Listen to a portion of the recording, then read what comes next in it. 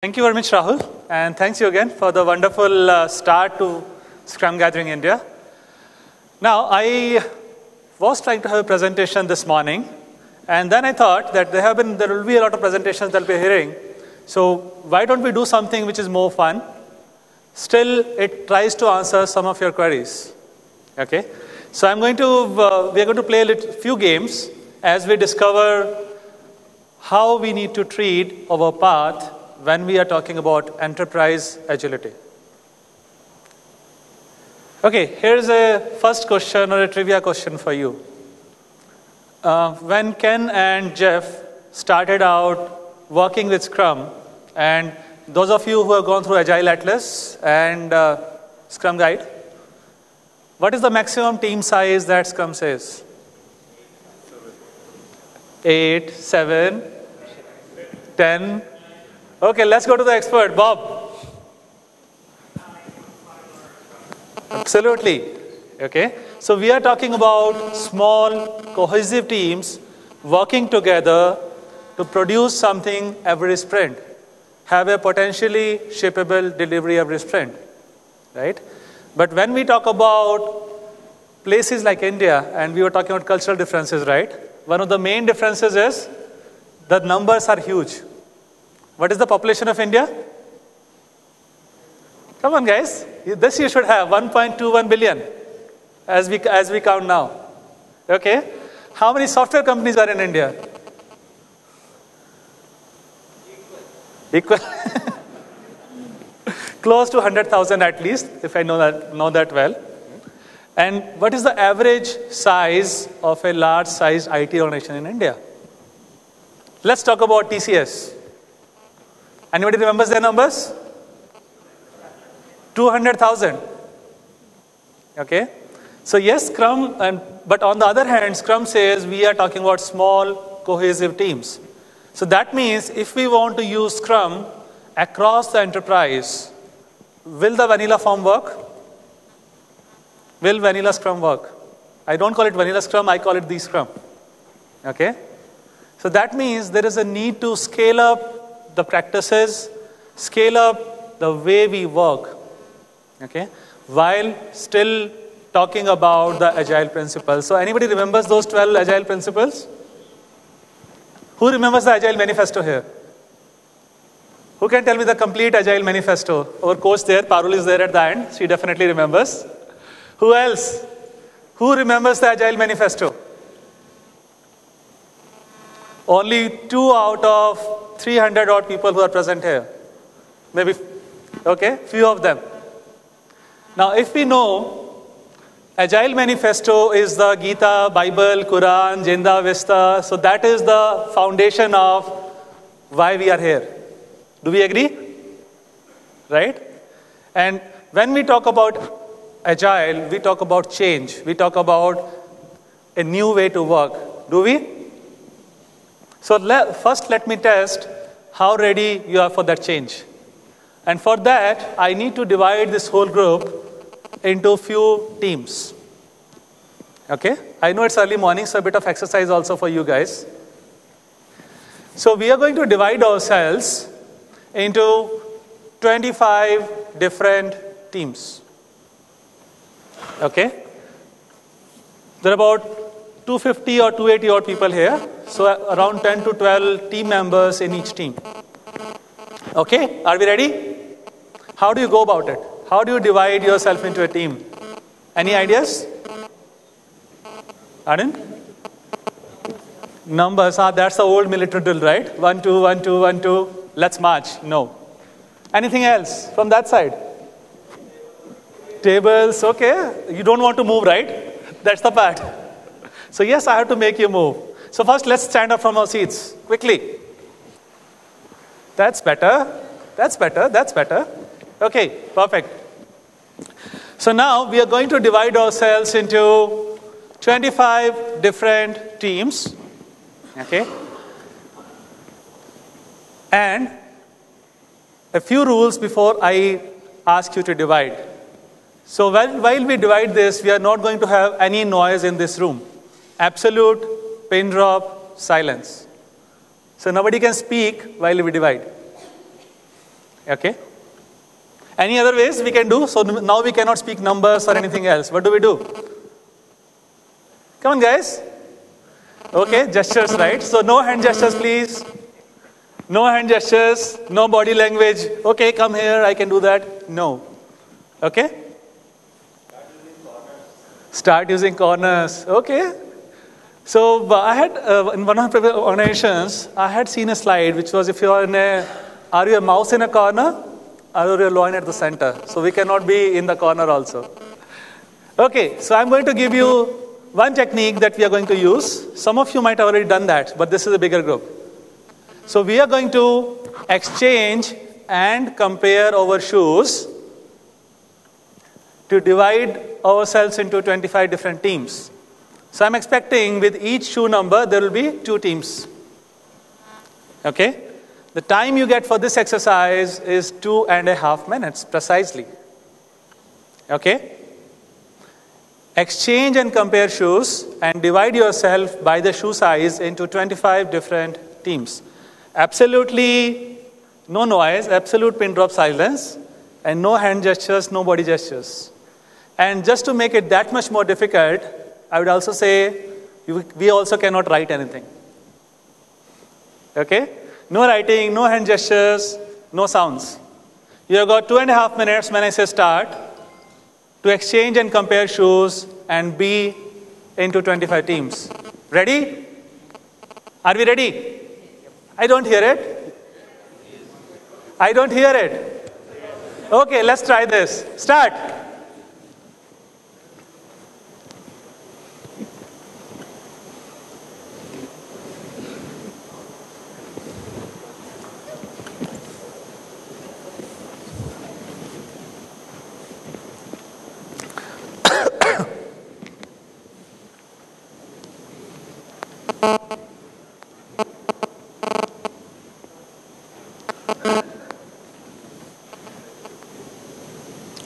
One minute is up.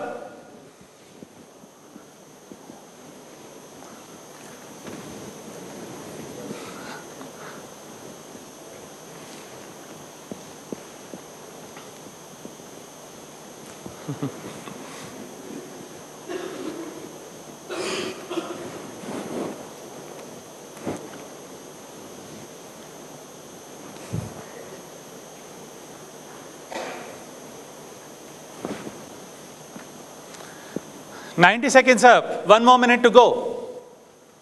Quickly.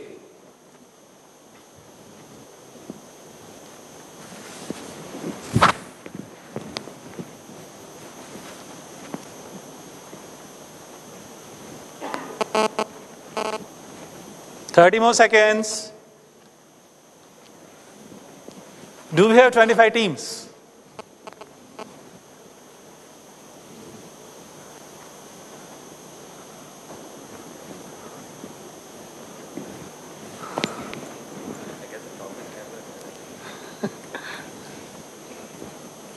Okay, let's stop, guys. Let's stop. Do we have 25 teams? I see some people bunched out there at the back. Okay. There are some probably who are without team here. They are still trying to find where do they fit in. Okay. So did we succeed in our mission? No? Mixed bag. Okay. Now here is for the very first rule, which I repeated at least 3 times. How many of you actually exchanged and compared shoes? 6. Probably about 20% of the whole community gathered here. 20%. What happened to the rest of 80%? So what were the reasons? What do you use? Heuristics. Okay, use heuristics. Too lazy. Okay, more things. More time, okay. More excuses. More things. Okay, smelly socks. I think now we are coming to the right point.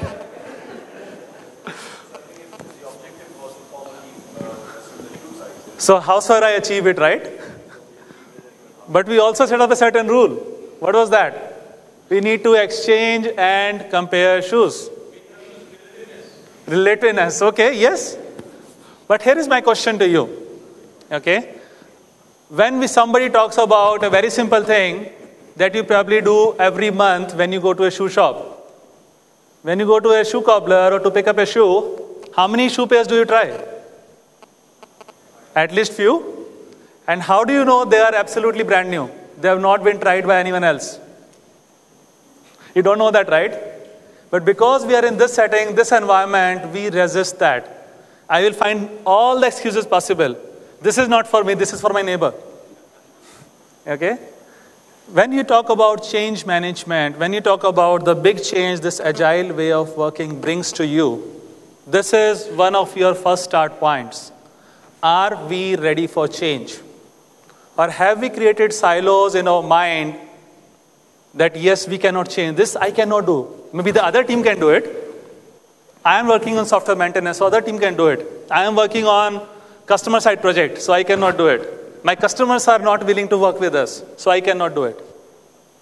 My question is, have you started trying? Take your seats, let's continue with the session. Now, I used a word, why. So whenever you are talking about enterprise agility, scaling up Scrum, working with agile practices in a large-scale organization, large-scale environment, the first thing that you need to find out is why. Why we want to change. What is the reason we want to bring to the table that yes, this is why we need to bring on the change. Okay? So this is my first question to you and the exercise for you today.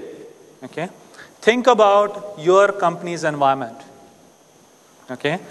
You all have your notepads, and there are certain notepads in your kits also. Take those down, take out the writing instruments, and write down those 2 reasons why your organization, your team is adopting agility. Why they have started using Scrum. Or why do you want to start using some of these practices? That's my first question. Have you answered that before? In your team meetings and so on, have you been told, this is why we are doing Scrum? Okay, let's write that down.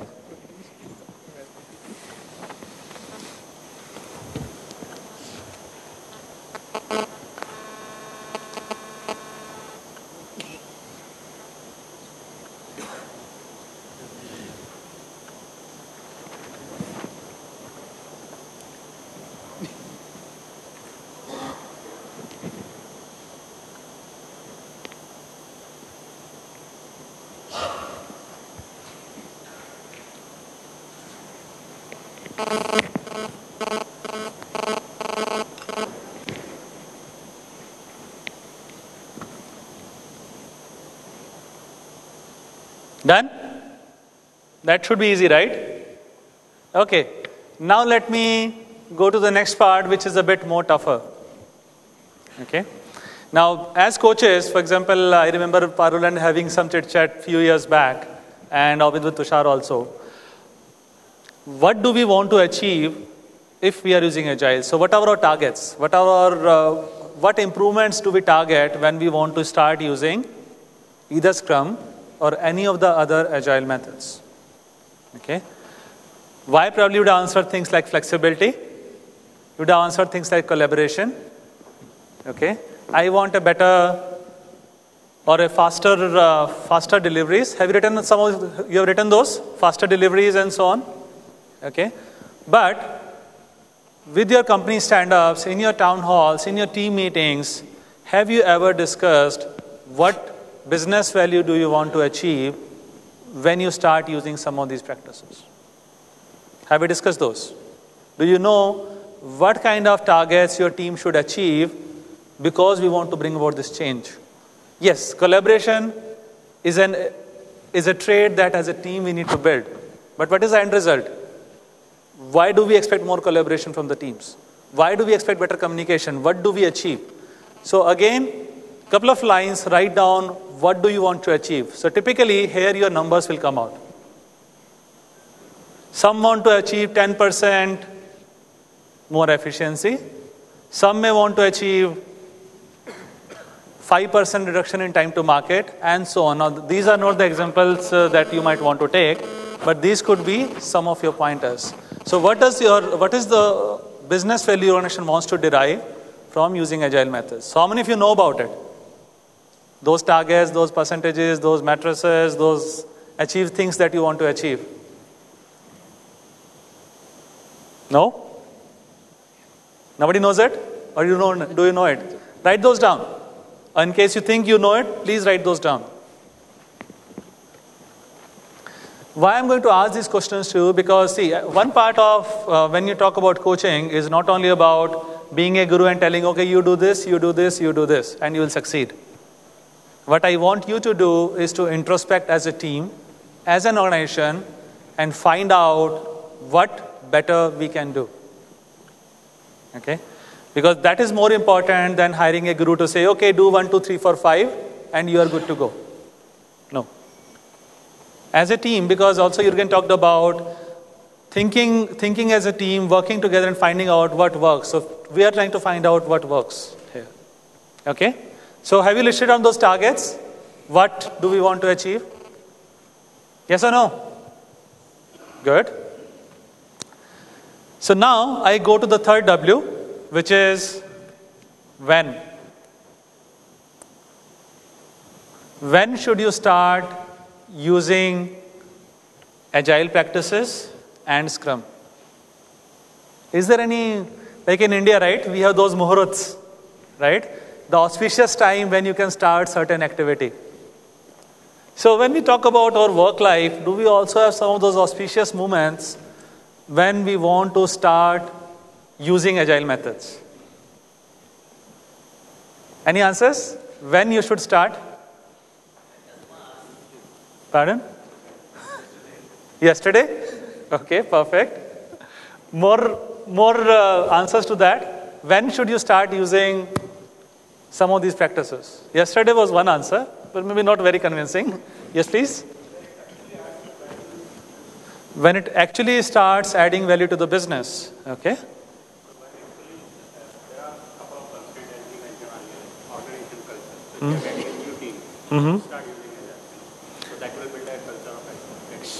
So when you're building a new team, start using. Okay. Okay. The day you are ready to adopt the change, I think that is the perfect answer. Pardon? So how do you find what is that day or when is that day I am ready for change? Okay. So I read a beautiful book. I don't know whether you guys ever read it. There is a book called as The Naked Coach. I still don't remember the author, but you can go to Amazon and look about it.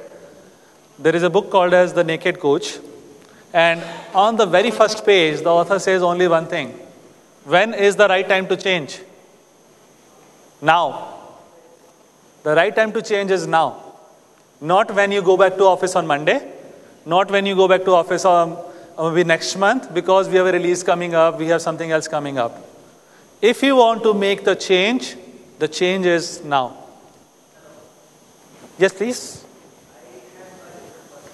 Sure.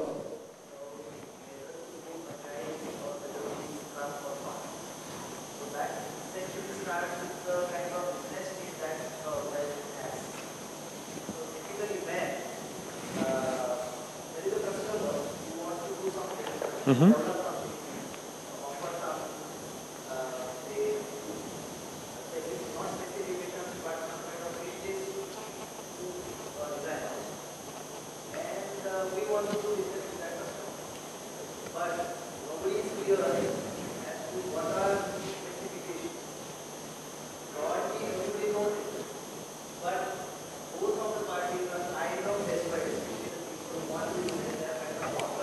Mm-hmm.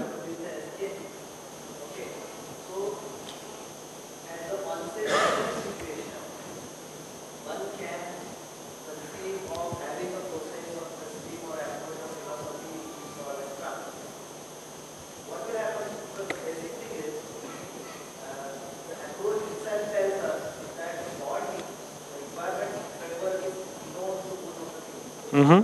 Mm-hmm.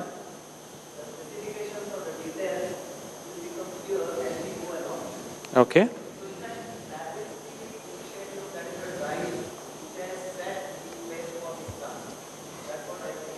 Okay.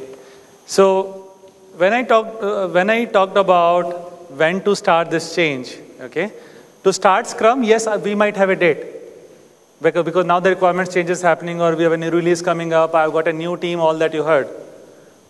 But to be agile, there is no date. Can it be? What does being agile mean? All that you mentioned is about doing agile. There could be, absolutely. I completely agree with that. There could be multiple approaches. You could just use Scrum, you could use XP, you could use DSDM, you could use AUP, and even SAFe, which has been coming up, and so on. But my question is, to be agile, what do you need? As an organization also, to be agile, what do you need? You need a mindset. What else? That's what we talked about. Okay. So, yes, the practices will come. We will say, okay, we will start better release planning. We will start using sprints. We will start using continuous delivery, continuous integration. So those will come. But the part that I wanted to mention was, there is no tomorrow, okay, tomorrow morning I will start being agile. No. Then it will never work. So if you have to start, you have to start the change now. Okay. Now I'm going to come back to the last part on how do we translate this into practices. Okay. So the first part is, in philosophy, in values, are we ready to make that change? Okay. Yes. The part that you correctly mentioned, why change in the first place? If everything is going fine, okay, my deliveries are happening fast, my team is happy, my customers are happy, my management is happy, okay? With reference to Jürgen, there will be no happy Mellies. Okay? So Melly will always be happy because everything is going fine. Why do I need to change? We need to change because there is a need which has arisen. Do we agree to that? Right? And the last principle which says is, what is the last manifesto, Agile Manifesto, part of the Agile Manifesto? Responding to change over following a plan. That's precisely what we are doing. We have a business need which says, I need better requirements. Then now I start to think about using some of the practices from the different processes, different methods, different philosophies, as the case might be. Okay? If you have no need to change, but just because somebody says, okay, now I think this is a very nice word. Everybody is doing it, let's also do it. Okay? Jürgen also mentioned about what is in it for me. Have you really found that out? What is in it for me as an organization, as an individual, as a team? If you have not found that out when you started using agile practices, it will become a process for you. Because somebody said 1, 2, 3, 4, 5, do this, you are agile, we will become agile. But are we really getting benefits from that is the question. So one technique that I always been telling the executives as well as the teams to have these two things. One is a vision which drives not only the company. How many of you actually know your company and product vision here? Have seen that probably in so many ages. Okay, probably a few hands there. Now, why is that vision important? Why is a vision important for a team, for an individual, for an organization? Absolutely. Absolutely. So we are coming to our first starting point. You need to have a vision as an organization, as a team. Where do we want to be? What is our target? Okay. This is what we need to achieve. So maybe it can drill down from your company vision, down to your team vision, down to your individual vision. But if you don't have, you're probably walking a blind path. I'm going somewhere because somebody is telling me to do. Okay. They are making you walk. Okay. So having a vision statement and the teams and the people that you have aligning to that vision is very important. Okay. So coming down from the executives or bubbling up from the teams itself, you need to have a common ground, common understanding throughout the organization. This is what we intend to achieve. So what we have done with some of our clients, we actually print out some of those. We have visioning exercises where the executive, the teams are involved. And then we print out those, we actually paste them in the team areas. They also need to see every day. They need to know this is where we are going. This is what we need to achieve. So if a vision statement is in front of you every day, every hour, every minute, what effect it will have on you? If you see something every day, every minute, every night. I see a statement written in bold here. What effect it will have on you? Focus. So everything I'm doing, whether I'm writing a piece of code, I'm writing a test case, I'm writing a query, I'm running a simple build cycle, my focus will be there. And one of the key elements when we talk about agile principles is you need people who are motivated, okay, to be there. You need to work together as one goal. It is no customer versus you versus them. There is no you versus them in agile. Okay? So you need to be on the same side of the wall where the whole company looks. Right now, if my focus is 9 to 6, I have to do my job, write a few pieces of code, write a few test cases, go home. I am at a very high risk of failure. Okay? So you need to see that purpose, why we are doing something, what we are doing every day. Is it just about to make a living? Or it is something to change the world for better? Change our customers' world for better. Okay? And this again ties up to the quality of work also that you produce. Does it? If I take a simple pledge that whatever work I have produced will not come back to me. A very simple pledge. What goes out of my workstation will not come back to me as a bug, as a defect, as a customer complaint. What am I doing? I am helping my customers, I am helping my organization, I am helping myself. Because I reduce my workload too. Right? A lot of us try to say, okay, we will only do P1 and P2, P3 and P4 are for laters, which never comes. Tomorrow never comes, right? So these kind of very simple practices, setting up those kind of ground rules where the teams operate. And this is not set by, okay, somebody did now, I am the CXO, I tell you do this 1, 2, 3, 4, 5. Unless the teams align with this, unless the team members align with this vision, it is not going to succeed. Okay? So that is your second initiation point. The first was, be ready for change. The second is, the visioning part, have a vision, which is very important. Okay? So now, let's start moving more towards what do we need to do? If I want to talk about enterprise agility, what are the kind of practices that I can use? Will Scrum help? Okay? So there have been some beautiful books which have been written by Craig Larman, Bas Vodde, and more authors. So I've taken some inspirations from them, and you can always Google about a lot of things. Okay? So the practices which you can use when you're talking about a distributed team, the practices which you can use when you're talking about a large-scale team, like 500 people working on a project. Okay?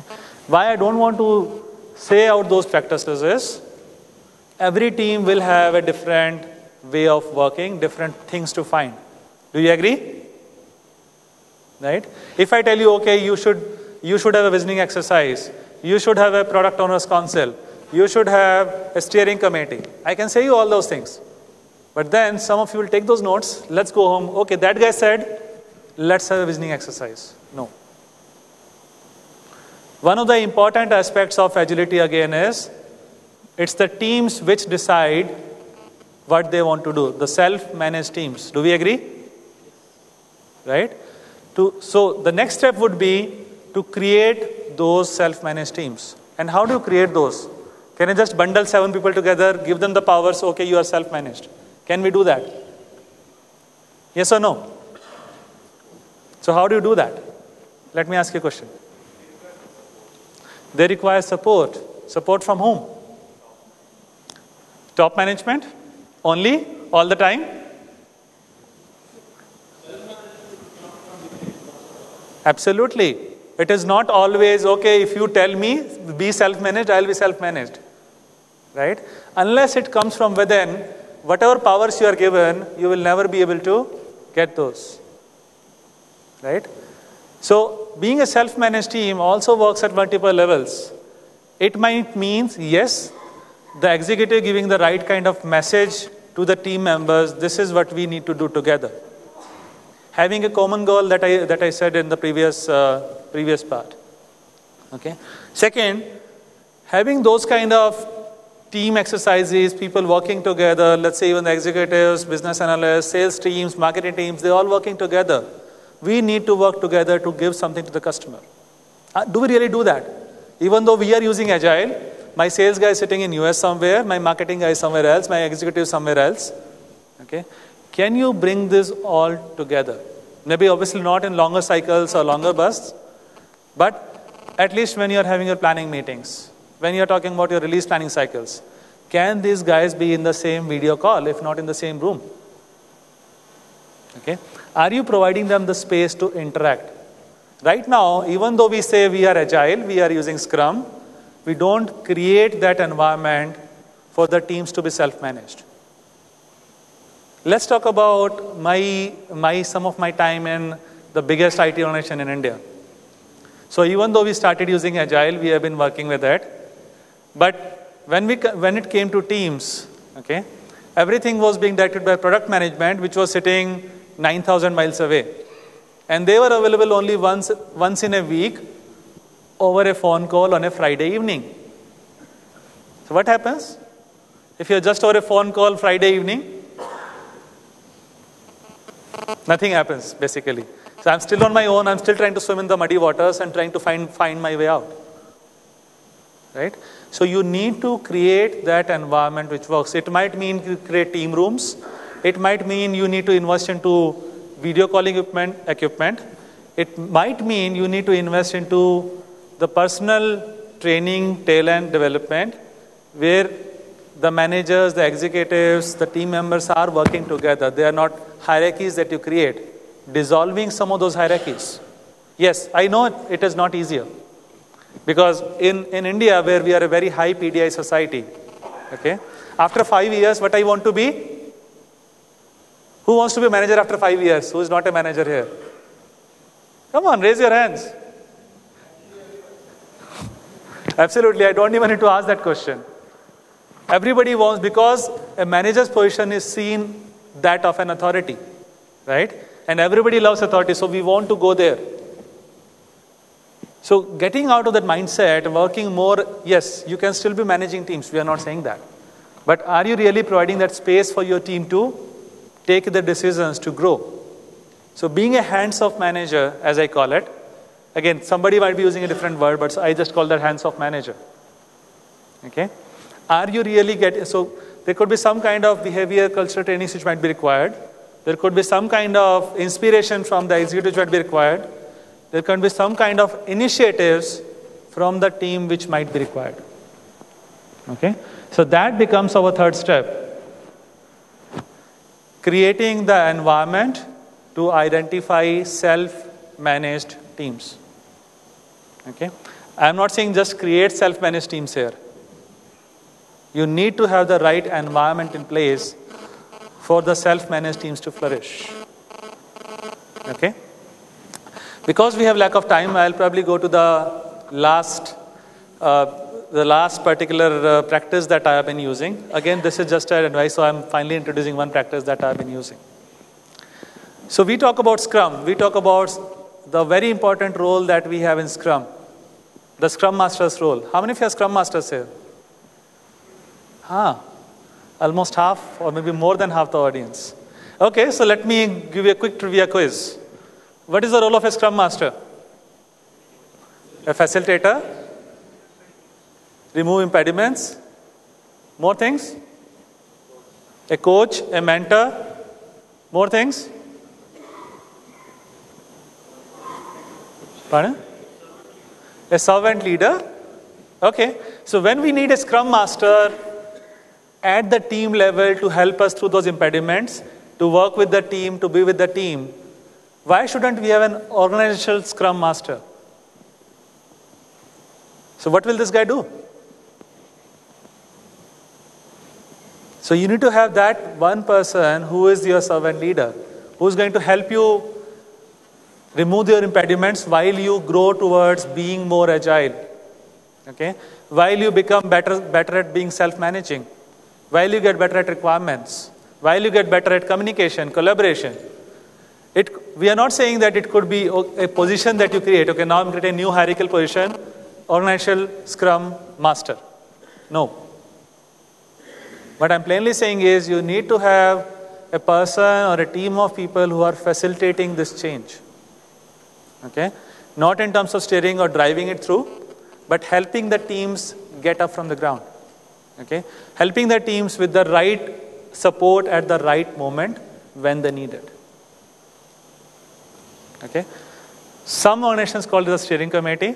I call it organizational Scrum Master. There could be many more names you can give to it. But you need to have that kind of role at the whole organization level to support, facilitate, lead by example, and be the servant leader. Okay? With this, I will end my words. Okay? If you have any more questions, we can definitely talk now. I will be ready to take any questions. Any more questions that you have? If you don't have, then I will have more quizzes for you. Very simple. No? Okay, so time for the last exercise for this session. Yes, Shriram. Okay. Sorry, yeah, you can. I'll just repeat. So one of the issues that a lot of people struggle with is Agile says the team decides, whereas as a business, we should have something that the company decides and the market decides. There are deadlines, there are quarterly goals that the company has to meet. So how do you balance these things out? I mean, the team. There is a kind of, in my opinion, there is a myth that the team decides. Right. Now this is where I say when you talk about, so few things that I want to correct there and then I want to come back. When we say Agile says the team should be such a size and so on, team should be such and such size, or we measure everything in terms of story points, for example, and so on. It is not what Agile says. It is what probably Scrum says. It is probably what Agile estimation planning says, what Mike Cohen says. But Agile says business people and developers need to work together throughout. Right? Principle number 7. Okay? So that means, to answer your question, Sriram, the visioning exercise that I talked to you about, having a common goal, it is not only about I only talk in matrices, business value, dollars that I need to earn, and you only talk in story points. And there is no mismatch. Right? You need to get these thoughts together. You need to get the right people together to be able to align this. Okay? If there's no alignment, Agile, as I said, still becomes a process which an engineering team is doing, or a product management team is doing, or something else is doing. As a company, we are still not following some of those. Okay? So having those common set of understanding, practices, and goals is a very, very important step.